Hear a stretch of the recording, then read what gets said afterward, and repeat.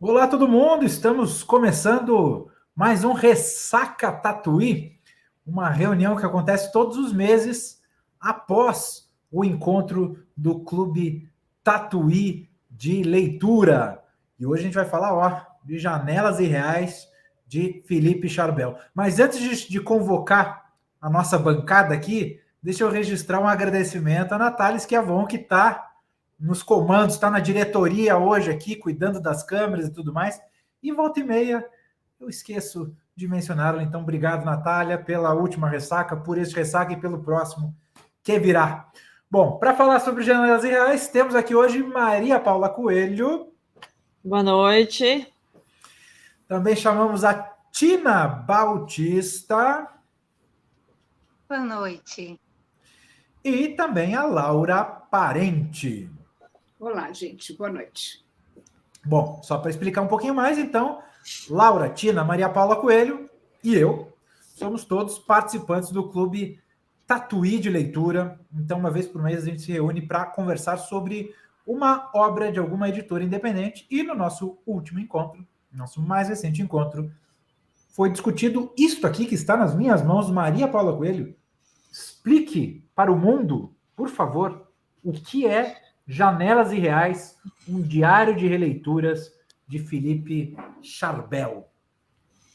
Bom, esse é um livro bastante interessante, que foi editado pela Relicário, e ontem a gente teve a participação da editora para a nossa conversa, como sempre, né? Nesse livro, o que a gente fala, né, que é diferente, que a gente encontra, é que ele faz uma mistura, né, ou um agrupamento de tipos de escrita, acho que um pouco diferentes. Ele faz um diário, né, então já está dito aqui no título, é um diário, mas é mais de um diário, né? Ele usa as experiências de releitura dele, de alguns livros que marcaram, né, a trajetória dele como um professor, um acadêmico ao longo da vida, e, em paralelo, o diário dele, o diário pessoal da vida íntima dele, que cita os casamentos, a viagem, a relação dele com o pai e tal. Então, você vai tendo esse tom que, no começo, é até um pouco acadêmico, né, que gerou, né, acho que em alguns dos nossos leitores, uma certa um estranhamento, né, de citações, de nomes de livros, autores, até trechos, né, ele cita trechos dos livros preferidos dele e compara com o que estava acontecendo na vida dele naquele momento, ou o que ele sente em relação àqueles personagens e tal, e em paralelo a isso ele vai introduzindo a gente nos diários pessoais dele, e vai contando essa trajetória de vida, os relacionamentos e tal. Então, é um livro que tem algumas características, né, pouco comuns para o que a gente costuma escolher. Então, tem uma fragmentação, tem saltos de tempo e tal, e gera, às vezes, um incômodo, né, e às vezes novas descobertas de leitura. Foi uma boa conversa ontem. Maravilha. Bom, e agora eu quero saber da Tina. Suas impressões sobre a leitura de Janelas e Reais. Tina, conta pra gente, por favor. Eu já gostei desde o nome, né? Quando eu vi Janelas e Reais, aí eu já fiz uma associação ao livro em si, né? Todos os livros são janelas que a gente vai abrindo, né? E ele entrou bem nisso, através disso que Paula falou. Ele vai abrindo várias janelas, é como se ele abrisse nas anotações dele, ele vai abrindo janelas de leituras, de citações, de autores, e às vezes uma coisa sobreposta à outra, que como num diário, às vezes não faz. Para mim, por exemplo, que não li nenhum desses livros que ele citou. Eu só mesmo da referência que ele dá, eu só tinha mesmo a de Otelo, que ele falou de Shakespeare, mas os livros para mim não diziam nada, né? Porque eu não conhecia, mas de alguma maneira dá para vocês se envolvendo naquilo ali, vendo o que ele anotou, e eu fiz paralelos com se eu fizesse releituras dos livros que eu li, né? Qual seria as janelas que eu ia abrindo com aquilo ali, reais, né? E reais. Achei bem interessante a proposta dele, e a leitura para mim foi super divertida, eu me diverti lendo. Certo, divertido, então. E você, Laura, quais são as suas impressões iniciais para compartilhar aqui sobre o Janelas Irreais? Você concorda com a Tina, discorda com a Maria Paula? Concordo, Enfim, eu fala acho que para é a uma gente, por coisa favor. assim, acho que o nome Janelas é muito legal, acho que é bem o que o livro é, e acho que é janelas para várias coisas mesmo, né? Janelas para as leituras que ele fez, é janelas para a gente pensar quem é a gente como leitor, o que é que nos leva a ler um livro. E uma das coisas que me atraiu quando foi proposto esse livro foi a ideia de ter referências de livros, né? Eu tenho muita curiosidade em termos de saber o que as pessoas leem e como elas se apropriam e veem essas leituras. E eu acho que isso foi muito legal, mesmo eu não tendo lido a maior parte dos livros que ele cita, eu acho que é uma coisa assim que a gente tem percepções sobre isso, mas mais do que isso, o que eu achei muito legal é o lado da gente se pensar como leitor, que leitor que a gente é, qual é a nossa relação com a leitura, e ao mesmo tempo ele traz também uma das outras janelas que ele traz, é a janela da escrita, né? O que é a escrita, o que leva as pessoas a escreverem e como é que a escrita se mistura com a vida dos autores, né? E eu acho que isso é muito gostoso fazer essas viagens com ele ao longo do livro. Legal. Maria Paula, só nessa primeira rodada aqui, já foram usados os termos acadêmico, referências, citações, mas o autor consegue encadear isso de uma maneira agradável, né? Dá para chamar de uma leitura agradável, apesar das resistências que você mencionou que houveram lá no clube? Sim, sem dúvida, João. Acho que essa foi uma discussão nossa, mas muito, acho que ressaltando algumas outras leituras que têm um tom tão acadêmico, que ficam insossas, ásperas, né? Não sei, essa leitura tem ritmo, né? Eu acho que ele soube usar esse lado dele, né? Que também é muito dele, não é só do personagem, mas é do Felipe, né? Então, esse lado acadêmico, né? Esse personagem é um professor e tal, então tem essa coisa de citar e tudo, mas ele trabalha isso, não são citações sem vínculo, né? São citações que ele usa para vincular ou para comentar os personagens, e isso me encantou tanto quanto a própria história, né, de fundo aqui do personagem, porque alguns livros desses eu li, né, e ele escolheu escritores que são muito caros, né, para mim, então tem muita coisa do Philip Roth aqui que eu gosto muito dele como escritor, né, acho que sempre tem, todo mundo tem muitas questões, mas eu gosto muito da escrita dele, e ele cita os personagens, ele fala das relações dos personagens do Philip Roth, e eu fiquei encantada, porque eu viajei junto, né, aqueles que eu não conheço, eu fiquei estimulada a ler, aqueles que eu conheço, eu fiquei super feliz de quase poder discutir, era quase um clube de leitura comigo que ele estava fazendo. A gente estava discutindo aqueles personagens e tal, e além disso, eu achei que ele costurou devagar, mas mantendo esse padrão de fragmentação que um diário tem mesmo. Então, acho que é diferente, né? Acho que não dá para ter a expectativa da fluidez de romance habitual. Ele é fragmentário, porque um diário é assim também, né? E você falou que ficou incitada a ler outros livros. Que livros você pretende? Já tem aí quais livros entraram na sua fila? Que não é pequena, né, Maria Paula? Bolanhos... não, é eterna. Eu fico feliz que cresce cada vez mais. Mas do Bolanho, o que eu não li, o que ele cita aqui, que os Detetives Selvagens, né? Então, o 2666 eu também não li. Eu li alguns livros curtos, né, dele e tal. Então, ele trabalhou tanto Detetives Selvagens nesse livro, e falou tanto dos personagens, né, e tal, que eu fiquei desesperada, assim, não triste de não ter lido, mas feliz de ainda ter esse para ler, sabe? Eu sempre fico feliz de que ainda não li, vou poder descobrir isso daí. Então, tem vários, mas inúmeros, uma lista assim interminável. Enchi mais de uma folha de caderno só com as citações, aí eu parei. Falei, não vou dar conta. né? Mas mesmo o Philip Roth, ele cita o Teatro de Sábado, e eu não li esse, eu li outros, vários outros, mas esse eu não li, tá aqui em cima da mesa, me esperando, né? Então isso é bom, eu acho que isso é um estímulo, né? E eu me senti conversando com ele sobre os meus preferidos, adorei. Uhum. E curioso que eu acho que ninguém no clube, pelo menos ninguém na reunião, disse, eu li todos, né? Eu acho que todo mundo não. tinha... Ele foi muito amplo, né? Ele foi muito aberto. E é uma coisa do repertório de leitura de cada um, né? A gente acaba, e certamente eu li coisas que ele não leu, e Sim, a mesma coisa claro. a Tina, a mesma coisa a Laura, a mesma coisa a você. Isso é interessante, né? Como o repertório de leitura é uma construção muito, muito pessoal. Mas agora, Tina, de novo, a gente está falando da questão da fragmentação, né? Das entradas no diário e tudo mais.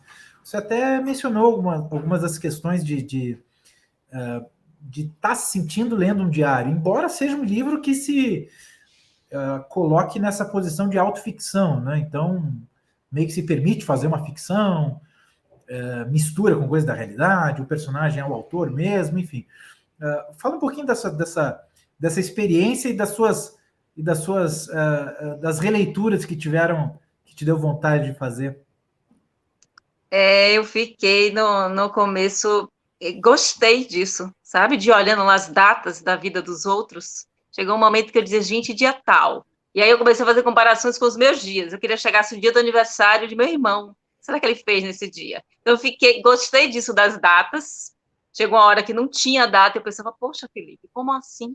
O que você foi fazer nesse dia? Então, isso das datas achei legal. Eu que nunca tinha lido diário, mas escrevi muito diário. E aí me toquei, fui pegar os meus diários e vi que tinha vários buracos. Por que eu não escrevi nesse dia? A pessoa estava vivendo, né, gente? Às vezes não está anotando. E aí eu fiz esse paralelo e achava que eu ia fazer uma lista enorme, igual a da Maria Paula, de livros para ler.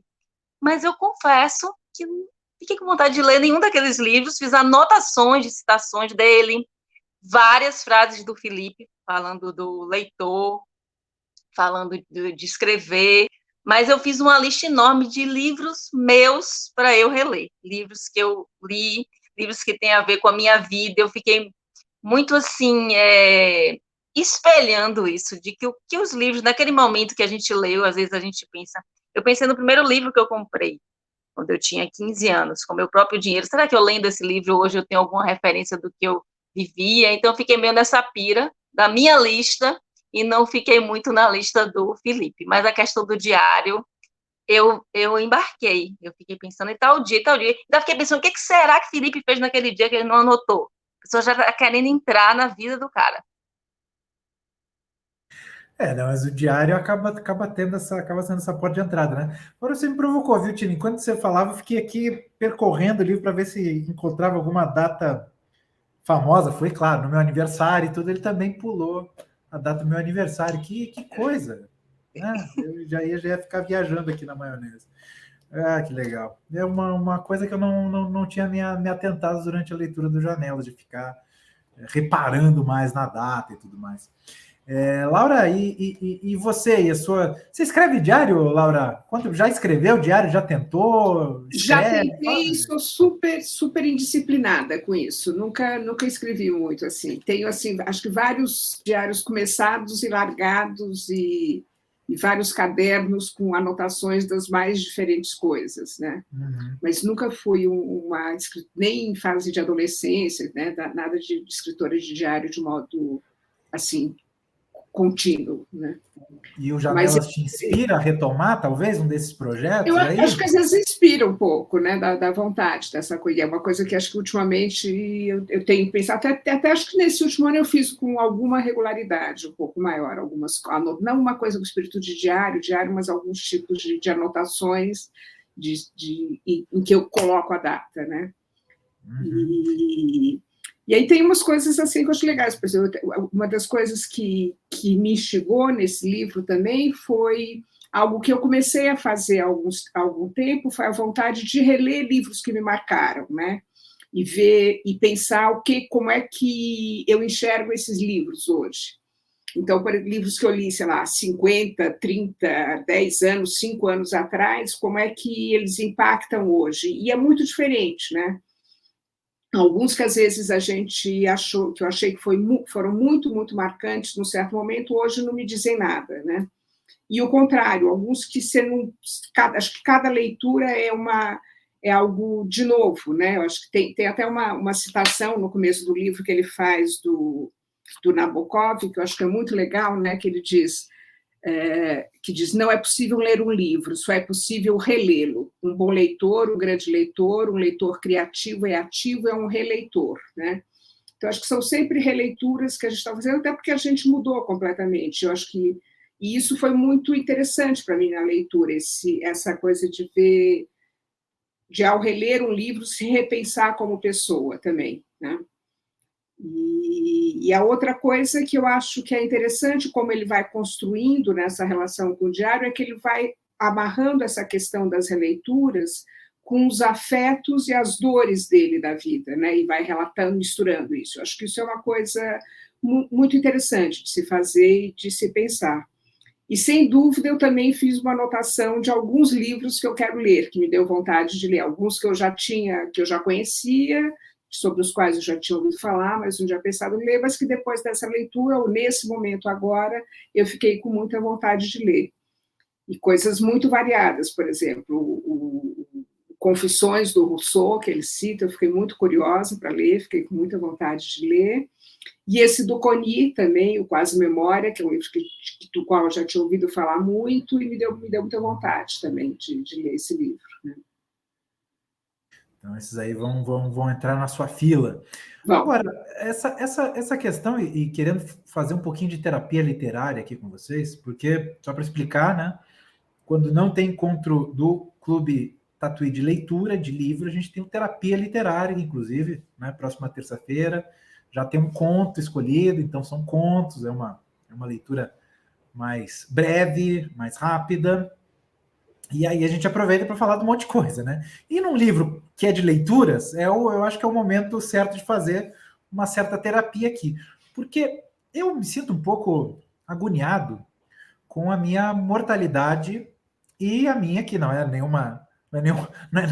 uma agonia muito original, vá lá, e com a certeza que eu não vou conseguir ler tudo o que eu quero neste plano existencial.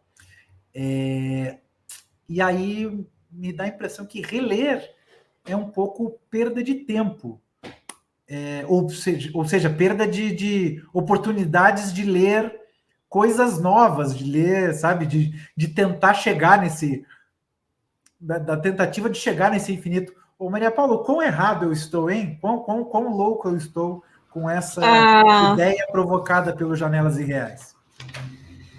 Isso é uma discussão infinita, né? Isso a gente fala quando você está lendo um livro que não engrena, né?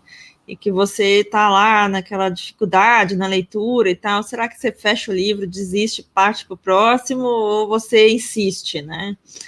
E acho que tem vertentes nisso daí. Eu acho que ler nunca é uma perda de tempo, mesmo que seja uma releitura, porque você é outra pessoa e a sua leitura do livro vai ser outra. Então, é quase como se você estivesse lendo um livro novo, né? Acho que a experiência que sai dessa leitura muitas vezes é nova. Mas depende de como você é como leitor, porque eu leio várias coisas ao mesmo tempo, porque depende muito do meu humor. Às vezes eu abro não quero ler aquilo, fecho, mas eu não fecho ele em definitivo, eu fecho ele naquele momento, né? Então, acho que a coisa rende melhor. Eu só insisto num negócio difícil, ou quando eu tenho uma meta de tempo, ou quando eu acho que hoje eu estou no humor e eu tenho que me dedicar àquilo.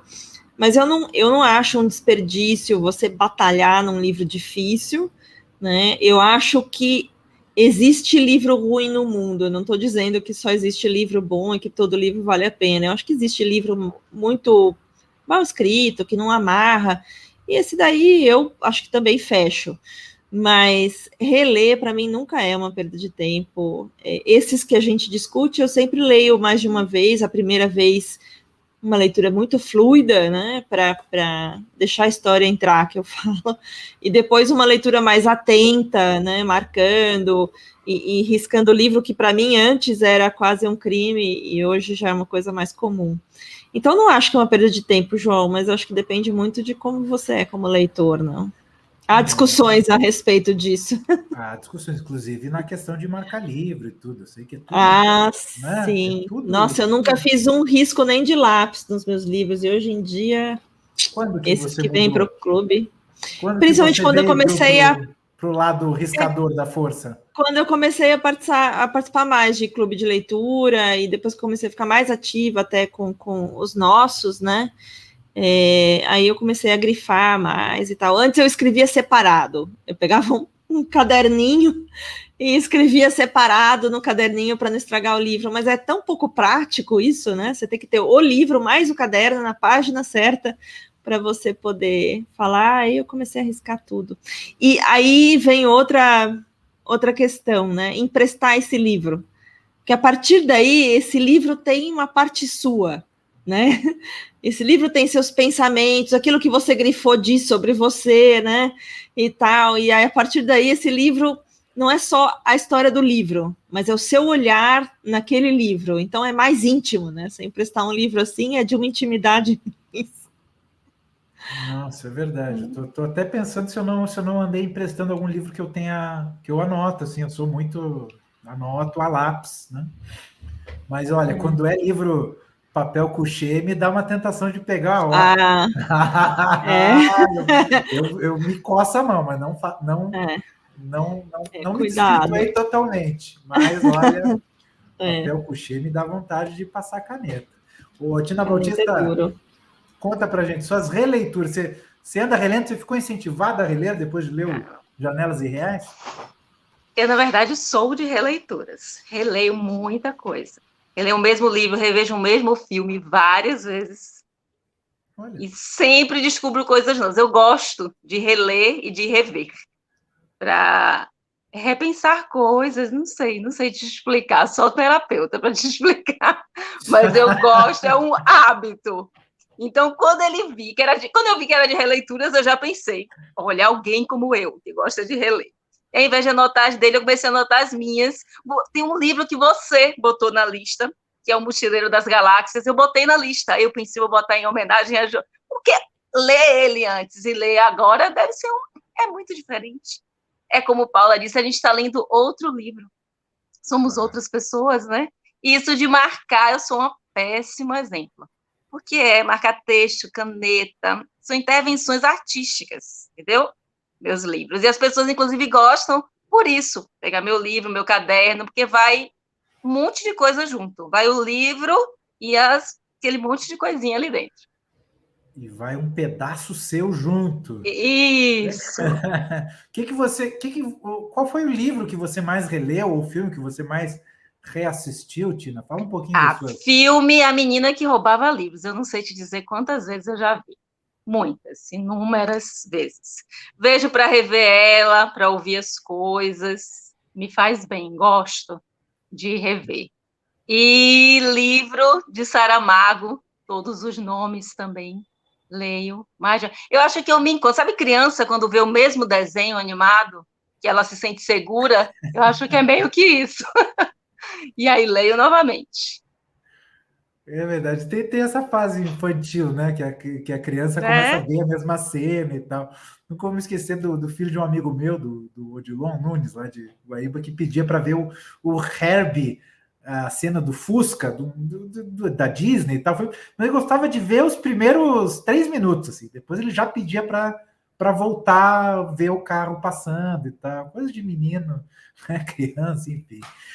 Interessante, Tina. E você, Laura? Sua vez, então, conta pra gente. Se você é releitora, quais livros você costuma reler, quais filmes, e se você tem algum conselho prático para essa pequena agonia que eu tenho de evitar reler. Eu acho que você tem que se libertar disso, viu, João? Acho que você tem que pegar e ter o prazer da releitura mesmo, e a descoberta de uma releitura. Porque acho que uma releitura é sempre uma descoberta. E só antes de falar disso, tem uma coisa que vocês comentaram, essa história de marcar livro. Eu fui criada assim, veio do livro como um objeto sagrado, então eu não podia anotar nada nele, né? E isso é uma coisa que eu fui me liberando. E nesse livro tem uma coisa que o autor fala, e que está ligada ao que a Maria Paula falou, que eu acho que é muito legal, que ele diz, num certo ponto, que aquilo que a gente não marca, a gente também está falando sobre a gente, né? É como se a gente estivesse escondendo, às vezes, da gente mesmo alguma coisa quando a gente resolve não marcar uma certa parte, e ele enxerga isso na releitura. E das coisas que eu tenho relido, por exemplo, um que eu fiz questão de reler há algum tempo, e que é um livro magnífico, é o livro de memórias do Gabriel Garcia Marques, O Viver para Contar. Eu tinha lido, fiquei fascinada com ele, depois que eu li, eu disse, eu preciso ir à Colômbia. E aí, quando eu fui à Colômbia, eu fiz questão de levar e reler enquanto eu estava na Colômbia. E é uma coisa fantástica. E acho que foi a partir desse livro também que eu comecei a marcar em todos os livros que eu leio o que são as referências de outros livros que são feitas. Porque nas memórias do Garcia Marques, ele indica todos os livros que o marcaram e que o formaram como escritor. Então, por exemplo, eu resolvi ler Virginia Woolf, que eu nunca tinha lido, por causa dessa leitura que eu fiz do Garcia Marques, que conta que ele tinha livros da Virginia Woolf que ele sabia de cor, que ele sabia o livro inteiro de cor. Então, isso me deu uma super curiosidade. E um que eu li muito na minha final de infância e adolescência, eu tive um pai meio maluco, assim, que me deu a coleção completa de Machado de Assis quando eu fiz 8 anos. Então, eu li todo o Machado de Assis na minha infância e adolescência, li e reli muitas vezes. E, obviamente, há alguns anos eu disse, eu preciso voltar para Machado de Assis e lê-lo, de fato, como ele é possível lê-lo, né? E deve ser lido com uma visão já de adulta, de maturidade, né? Então, tem essas coisas. Então, tem alguns livros, por exemplo, que eu li e reli muito na minha infância e adolescência, tal, e aí eu tenho muita vontade de reler agora, né? E as coisas mais variadas. Agora, em defesa tenho vontade de reler, por exemplo, Ivan Oé, que é um livro que eu li, outro dia eu estava lendo, e eu estou com ele aqui em casa, veio para mim esse livro, no final, do que tinha na casa dos meus pais, eu falei assim, eu preciso reler. E agora, porque é um livro que eu lembro que eu li mais de uma vez na minha adolescência também. Agora, em defesa do seu pai, antes dá aos 8 anos do que não dá, né? O Machado de Assis. Eu ganhei Monteiro Lobato aliás, eu ganhei Machado de Assis antes de começar a ganhar Monteiro Lobato, né? Então.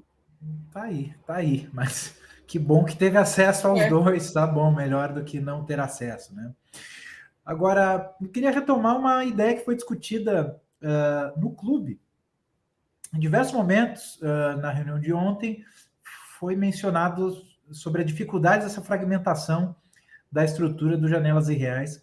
Inclusive, agora eu não vou me lembrar exatamente quem falou que teve uma certa dificuldade em voltar ao livro depois de ter lido uma parte, aí priorizou outras leituras, não teve tempo e tudo mais, aí na hora de retomar não conseguiu engatar de novo, ou se perdeu, enfim. E aí até uma ideia que eu acho que virou uma espécie de consenso lá, é que é um livro que pede um certo comprometimento. É isso, Maria Paula? É bom de ler de uma vez? Ele pede uma espécie de monogamia da leitura, os Janelas Reais, é isso?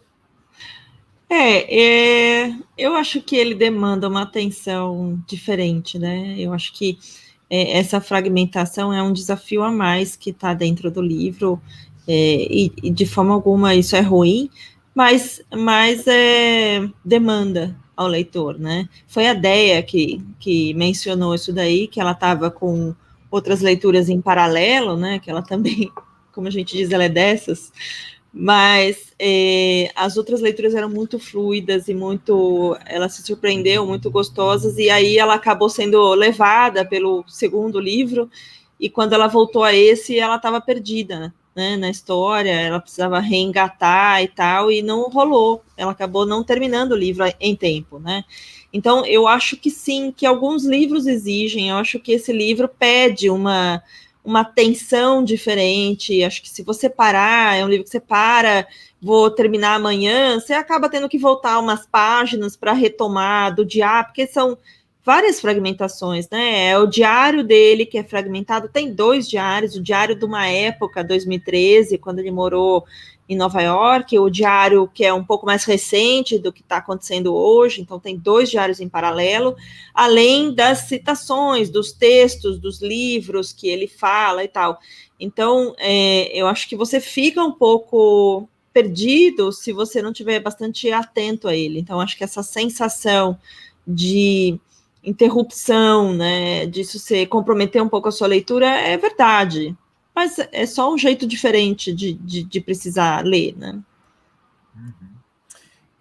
E você, Tina, essa fragmentação chegou a atrapalhar? Você chegou a voltar algumas páginas para conseguir achar o fio da meada? Você achou o fio da meada? Enfim, fala um pouquinho para a gente desse jeito, dessa costura que o Felipe Charbel fez no livro.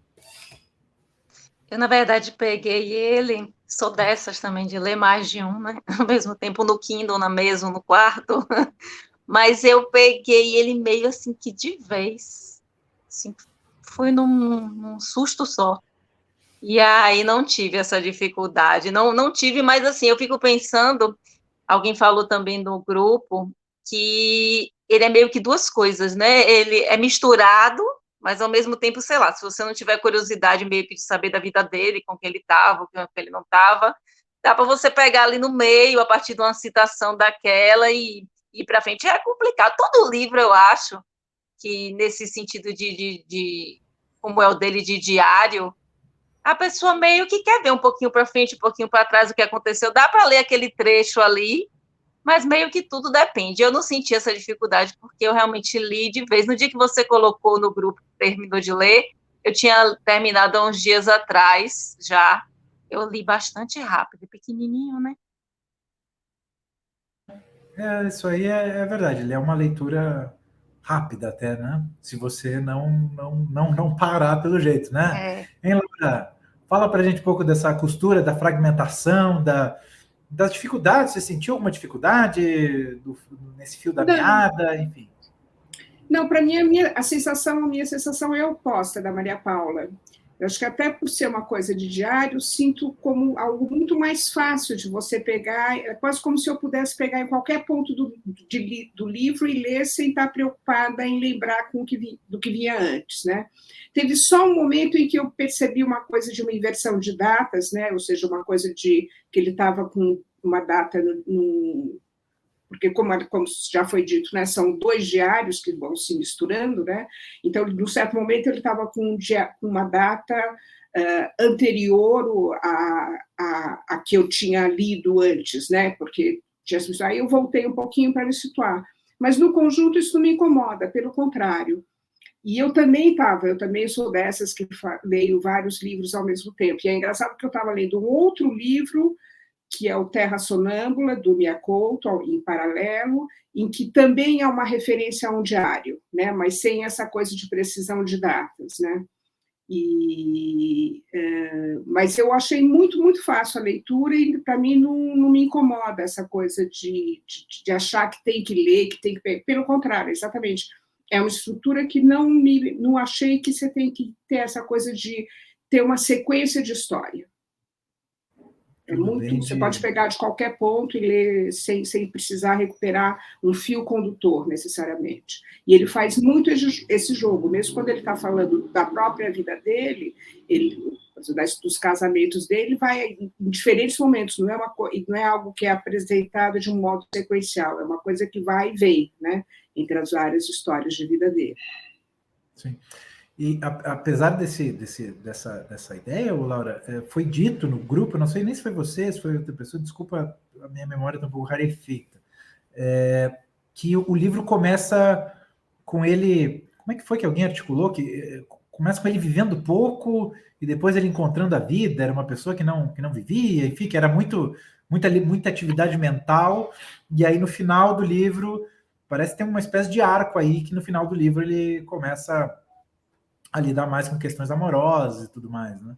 Mas eu acho que é uma coisa que ele próprio diz, né? Ele fala que ele não sabe se o que ele faz é escrever a vida ou viver a leitura, as leituras que ele faz. Eu acho que ele vai retomando isso, né? E é engraçado, de ontem para hoje, dessa nossa conversa, hoje eu retomei um pouco algumas coisas, fui rever algumas coisas que eu marquei no livro, né? E eu percebi, por exemplo, que tem coisas, tem uma das partes do livro que chama, acho que o círculo e a linha, alguma coisa assim, né? E aí eu vi que tem uma frase que eu tinha marcado muito antes dessa parte do livro, que tem esse subtítulo, que tem uma referência a uma coisa de o círculo e a linha. Eu falei assim, eu preciso voltar, que é uma referência a um essa é a parte do livro, mas se você pegar várias páginas antes, ele cita um outro livro que parece que se chama O Círculo e a Linha, uma coisa assim. Então, eu acho que tem vários jogos internos que, se você realmente quiser voltar e reler tudo e procurar essas amarrações, eu acho que é super interessante de fazer, né? Acho que não é uma coisa que eu tenho vontade de fazer agora, mas eu acho que pode ser, inclusive, divertido ver como é que ele faz esse jogo entre leituras e a construção do próprio livro, né? Tá aí, então, algo para a sua releitura futura de Janelas Irreais. Tá aí, achar essas referências. Bom, minha gente, hoje o tempo está corrido de novo, né? Temos daqui a pouquinho uma aula na Sala Tatuí com a Cecília Arbolave, para quem se inscreveu, né? Ela vai dar uma aula de produção gráfica. Então a gente tem um tempo hoje curtinho. Na outra reunião também foi, né? No outro Ressaca também teve que ser muito firme nessa ideia aí.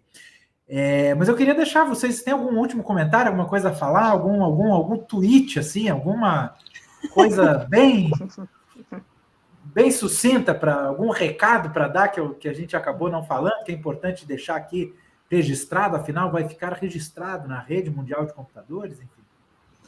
Alguma coisa? Eu acho que a única coisa, João, que eu queria era assim, estimular os leitores a lerem coisas diferentes, a saírem da zona do conforto e experimentar, porque a gente fala, nossa, é tão diferente, é fragmentado, tudo, mas isso é um estímulo. Venha matar a sua curiosidade aqui conosco, né? Porque é um ambiente seguro. Você pode ler e a gente vai conversar sobre isso. Então... Para mim, tem uma coisa assim que eu me toquei, que é a mesma editora de um outro livro que a gente leu e que eu gostei muito também, que foi O Ausente, né? Ausente. Então, para mim, assim, é uma editora que eu passo a prestar muita atenção em tudo que ela estiver publicando. Acho que gostei muito dos 2 livros que eu li dela. Relicário, editora, é o nome do Gol. E sempre no Clube Tatuí de Leitura nós convidamos os editores a participar da conversa, né? Eu acho que é muito legal, tenho certeza que os editores também acabam levando alguma coisa, né?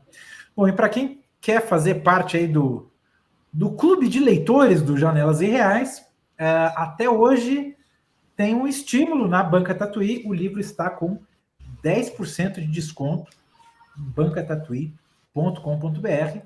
Todo livro escolhido para o Clube Tatuí de Leituras recebe esses 10% de desconto e fiquem tranquilos, o autor, editor e tudo recebe o de sempre, sai da nossa parte aqui o desconto, tá?